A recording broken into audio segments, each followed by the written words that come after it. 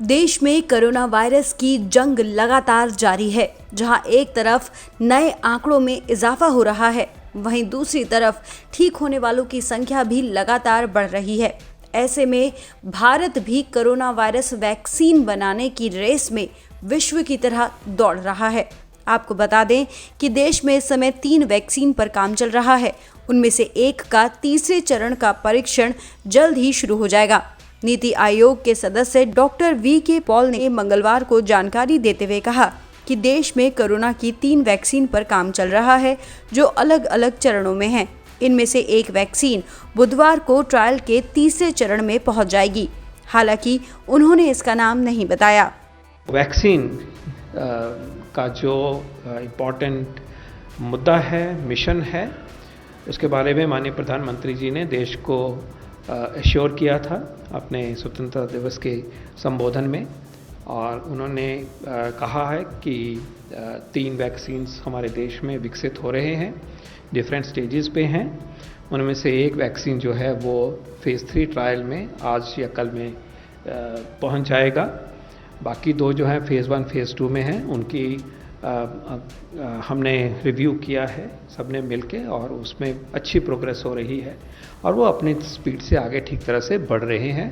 और हमें उम्मीद है कि ये जैसे जैसे अगले रिज़ल्ट आएंगे, जैसे जैसे हमारा नॉलेज उन वैक्सीन के बारे में बढ़ेगा, और वैसे ही हमें सबको पता भी होना चाहिए क्या प्रोग्रेस हो रही है। लेकिन हम ये कह सकते हैं कि ये तीनों वैक्सीन अपने तरीके से उनकी डेवलपमेंट एक रीएश्योरिंग तरीके से हो रही है। और जैसे जैसे ये 3 वैक्सीन या और भी वैक्सीन कैंडिडेट्स हैं वो तरक्की की तरफ बढ़ते हैं और अवेलेबिलिटी की तरफ हमारा की गोल की तरफ हम बढ़ेंगे, तो जो फिर वैक्सीन रिलेटेड जो इम्प्लीमेंटेशन होनी है, पहुंचाना है, कैसे पहुंचाना है, सप्लाई चेन की बात है, उनका कार्यक्रम जो है वो पूरी तरीके से तैयार होगा। उन्होंने कहा कि हम सही दिशा में आगे बढ़ रहे हैं। वैक्सीन की सप्लाई चेन भी शुरू होगी। हालांकि ये नहीं बताया गया कि वैक्सीन कब तक बनकर तैयार हो जाएगी। वैक्सीन की सफलता को लेकर कोई भी निश्चित दावा नहीं किया गया है। गौरतलब है कि स्वतंत्रता दिवस के मौके पर प्रधानमंत्री नरेंद्र मोदी ने 3 वैक्सीन का जिक्र किया था। इसी पर जानकारी देते हुए डॉक्टर पॉल ने कहा कि वैक्सीन तीसरे चरण में पहुंच रही है।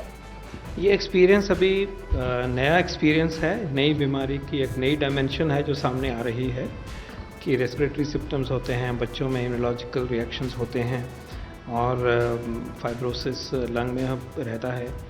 तो इसके ऊपर सबकी साइंटिफिक कम्युनिटी की, मेडिकल कम्युनिटी की नज़र है, और इसके अभी हम यही कह सकते हैं कि हमें इसके बारे में सचेत रहना चाहिए कि बाद में भी कुछ असर होंगे।